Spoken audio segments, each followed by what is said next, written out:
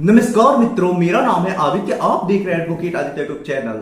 अगर आपकी पत्नी ने आपके ऊपर डीवी एक्ट यानी डोमेस्टिक वायलेंस एक्ट के तहत फर्जी मुकदमा लगा दिया है तो ऐसा नहीं है, अब आपको उस मुकदमे को 4-5 साल, 6 साल या 10 साल तक कोर्ट कचहरी के चक्कर लगा के लड़ना पड़ेगा और खुद को बेगुनाह साबित कराना पड़ेगा। जैसे भारतीय दंड संहिता की धारा 498A होता है, उसमें आप 482 सीआरपीसी में क्वैसिंग के लिए जाते हैं और फर्जी मुकदमे को हाईकोर्ट से क्वैस करा देते हैं।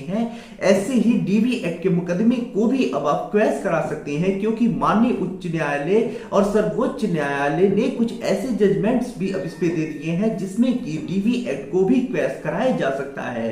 तो आज मैं बॉम्बे हाई कोर्ट का एक ऐसा जजमेंट लेकर आया हूं जिस मामले में फर्जी डीवी एक्ट के मामले को क्वैस कर दिया गया है। तो कैसे क्वैस हुआ है, कैसे आप अपने डीवी एक्ट के मामले को क्वैस करा सकते हैं, क्या ग्राउंड बना सकते हैं, आइए थोड़ा सा डिटेल में हम समझ लेते हैं और जजमेंट पे भी चर्चा कर लेते हैं। वीडियो में आगे बढ़ने से पहले मैं आपसे कुछ महत्वपूर्ण बिंदुओं पे चर्चा कर लेना चाहता हूं।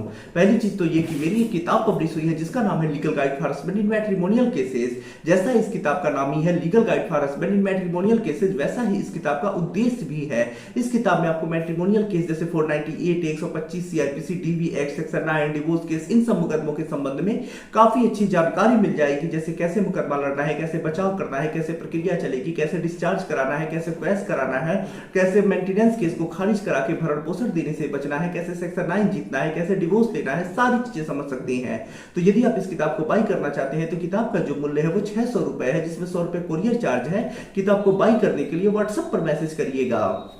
अब आइए अपने महत्वपूर्ण जजमेंट को हम समझते हैं। तो देखिए, आज का जो हमारा जजमेंट है इस मामले में जो डीवी एक्ट है यानी घरेलू हिंसा से महिलाओं का संरक्षण अधिनियम 2005 है, जिसे डोमेस्टिक वायलेंस एक्ट भी शॉर्ट में कहा जाता है, उसके मुकदमे को क्वैसिंग के संबंध में एक जजमेंट लाया हूं। तो जैसे अगर आपके ऊपर आपकी पत्नी ने डीवी एक्ट का फर्जी मुकदमा लगाया है तो आपको कुछ नहीं करना है। जब आपको नोटिस मिल जाए उसके बाद आपको नकल निकलवानी है हाईकोर्ट में, उसके लिए क्वैसिंग एप्लीकेशन लगाना है। और अगर आप साबित कर देते हैं कि फर्जी डीवी एक्ट का केस है तो हाई कोर्ट उसे तुरंत क्वैस कर देगा। आपको लोअर कोर्ट से 4-5 साल कोर्ट कचहरी के चक्कर नहीं लगाने पड़ेंगे।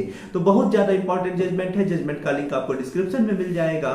तो जो जजमेंट आया है वो बॉम्बे हाई कोर्ट के द्वारा आया हुआ जजमेंट है। और ये जो जजमेंट है वो जजमेंट पल्लवी राहुल सोनालकी वर्सेस कृति विजय सिंह के मामले में आया है और डीवी एक्ट के मामले को क्वैस कराने से संबंधित है। तो देखिए, मामले में होता कुछ ऐसा है कि जो पत्नी होती है डीवी एक्ट के तहत यानी घरेलू हिंसा से महिलाओं का संरक्षण अधिनियम के तहत मजिस्ट्रेट के वहां एक मुकदमा दायर करती है। जो मुकदमा दायर हो जाने के बाद जब पति के घर वालों को इसका नोटिस मिलता है, समन मिलता है, तो उसके बाद वो लोग बॉम्बे उच्च न्यायालय में इस फर्जी मुकदमे के विरुद्ध क्वैस कराने के लिए एक याचिका दायर करती है, जिसमें वो बताती हैं कि ये फर्जी मामला है, उन्हें फंसाया गया है। जो पत्नी ने आरोप लगाए हैं वो सारे गलत और सर्वव्यापी और सामान्य किस्म के आरोप लगाए हैं। जो पति और पत्नी थे वो घर वालों से अलग रहते थे, जो लोग रह रहे हैं साथ में उनसे अलग रहते थे। साथ ही साथ पत्नी ने कोई विशिष्ट घटना का उल्लेख नहीं किया है, कोई समय तारीख नहीं बताई है। जो भी आरोप है बेतुके और सामान्य किस्म के आरोप है। उसके बाद पत्नी पक्ष की तरफ से इस जो क्वैसिंग एप्लीकेशन होता है उसका पूरा विरोध किया जाता है और खारिज करने की मांग की जाती है।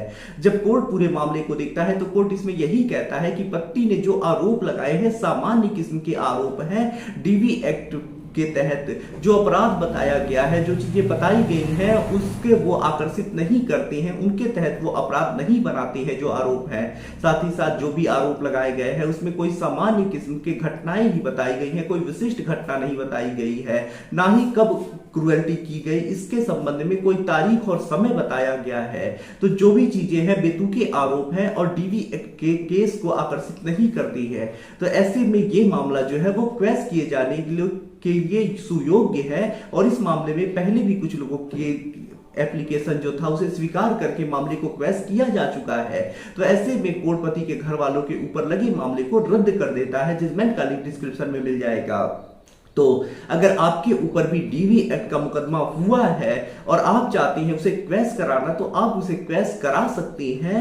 तो इसमें जैसे जैसे जो भी 498 के क्वैशिंग के ग्राउंड होते हैं, सेम ग्राउंड आपको डीवी एक्ट में भी दिखाने होंगे। अगर आप दिखा देते हैं तो आपका डीवी एक्ट का मुकदमा क्वैश हो जाएगा। जजमेंट का लिंक डिस्क्रिप्शन में मिलेगा, देख लीजिएगा, समझ लीजिएगा। अगर इस संबंध में या किसी भी कानूनी सलाह मुझसे आप लेना चाहते हैं तो मेरे से अपॉइंटमेंट बुक करा के आप कॉल पे बात कर सकते हैं। नंबर आपको स्क्रीन पे दिखाई दे रहा होगा। आशा कर रहा हूं जजमेंट और जानकारी आपको काफी ज्यादा पसंद आई होगी। अगर आप किसी कानूनी समस्या से परेशान है, मुझसे फोन पे बात करके अपनी कानूनी समस्या का समाधान प्राप्त करना चाहते हैं, तो मेरा व्हाट्सएप नंबर स्क्रीन पे दिखाई दे रहा होगा। मैसेज करके अपॉइंटमेंट बुक करा के आप मुझसे कॉल पे बात कर सकते हैं। वीडियो पसंद आया हो तो वीडियो को लाइक करें, अपने दोस्तों के साथ शेयर करें, और यदि आप चैनल पे नए हैं तो चैनल को सब्सक्राइब करके बेल आइकन को दबाएं।